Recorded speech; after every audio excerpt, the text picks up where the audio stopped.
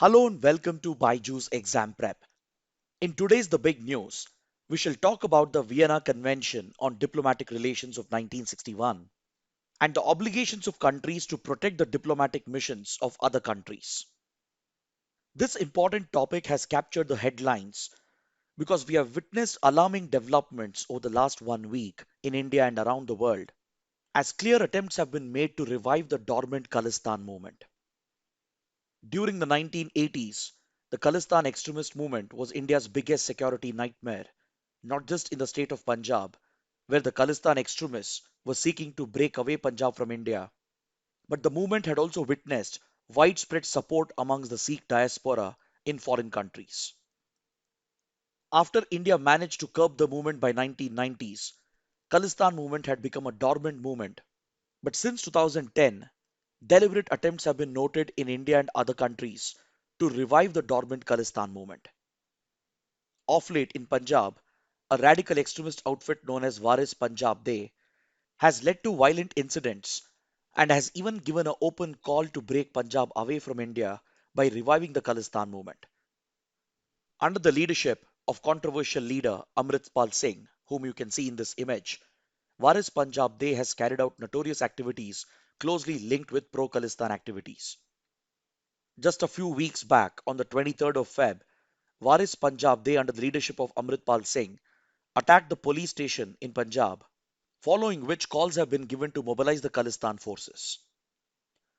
This has led the Punjab government and the government of India to launch a massive police operation to nab Amritpal Singh, and the state government has even suspended internet services across the state. As the security situation deteriorated in Punjab over the last few days, and as the police and intelligence agencies started hunting for Amritpal Singh, there was a retaliation amongst few sections of the Sikh diaspora as well. And some of these pro-Khalistan elements abroad have targeted Indian missions, including the Indian Consulate in Brisbane, which was forced to close down just 5 days ago. Then, after Punjab police launched an operation to capture Amritpal Singh, there was a retaliation in London by pro-Khalistan elements where the Indian High Commission was targeted and vandalized, and even the Indian tricolour flag was brought down by pro-Khalistan extremists who tried to even install the so-called Khalistan flag at the Indian High Commission. This has been followed by another serious incident in the United States, where the Indian consulate in San Francisco has been attacked by pro-Khalistan elements.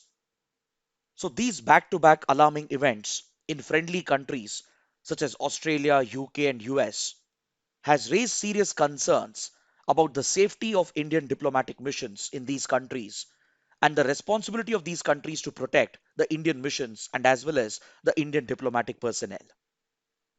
So this brings us to the topic of Vienna Convention on Diplomatic Relations, as India has responded aggressively against these developments, and India has registered a strong protest with UK, US by summoning their diplomats in India.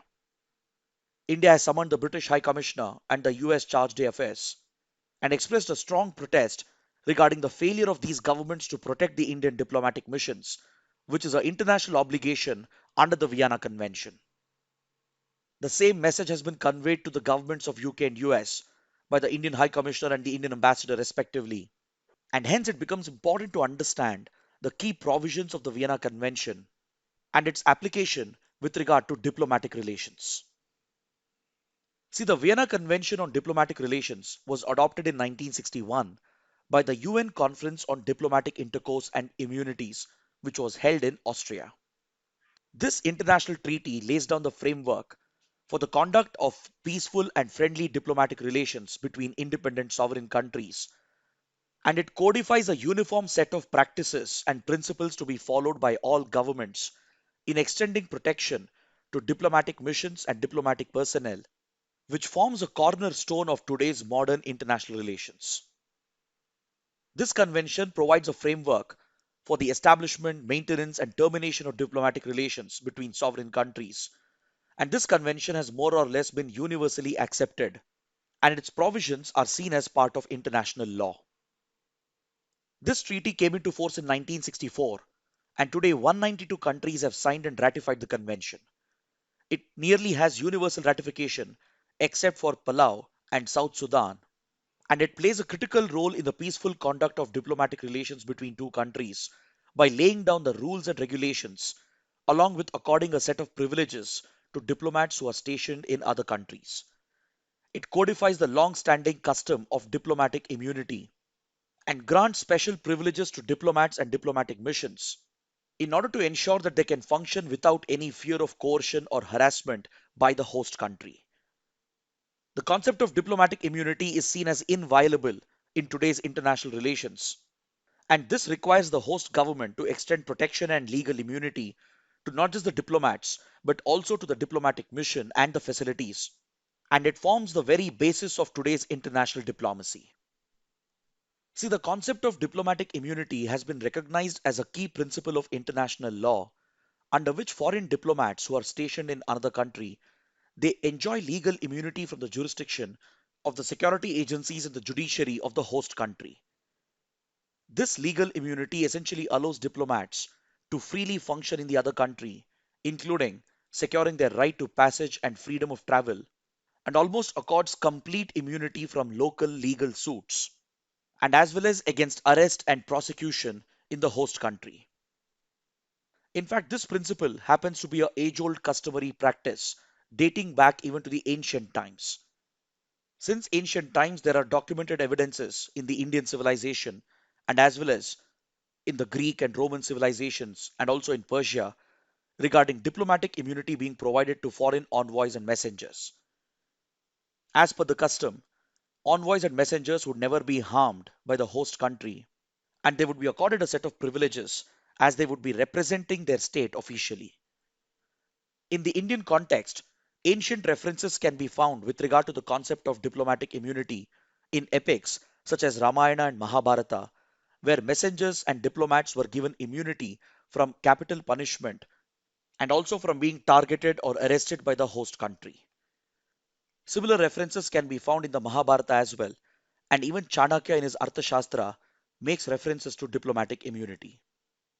Any breach of these privileges often invites a harsh response from the other country, and we can find this reference during the era of Cholas when the envoy of Raja Chola was arrested and ill treated, which eventually led the Cholas to launch a naval war against the Kulashekara dynasty in 994 AD.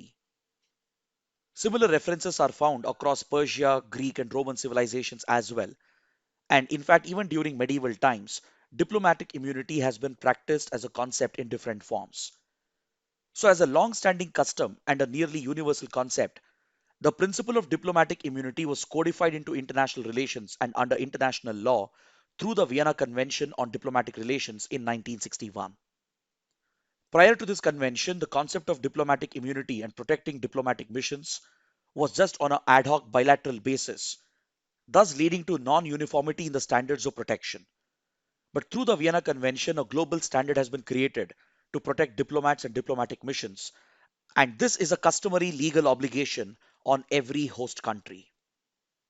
But whenever these principles are violated, and if it leads to any harm to diplomats and diplomatic missions, countries react immediately and they take aggressive measures to protect their diplomats and diplomatic missions.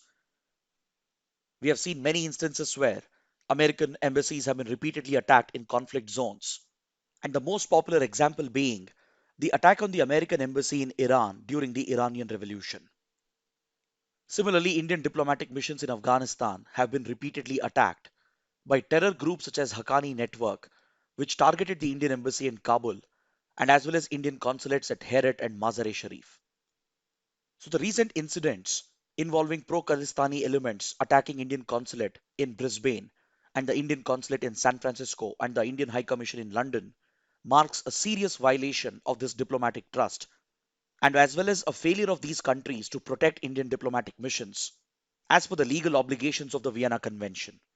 Hence, India has reminded these countries to immediately take steps to guard and protect the Indian Embassy and the Indian High Commission, along with securing the Indian consulates and Indian diplomats in these countries. Because under the Vienna Convention, the receiving state, which is essentially the host country, is under a set of obligations. According to Article 22 of the Vienna Convention, the host countries have an obligation to protect the premises of the mission, and under Part 2, it has been clearly mentioned that the receiving state has a special duty to take all appropriate steps to protect the premises of the diplomatic mission against any intrusion or damage and prevent any disturbance of peace of the mission or impair its dignity and functioning.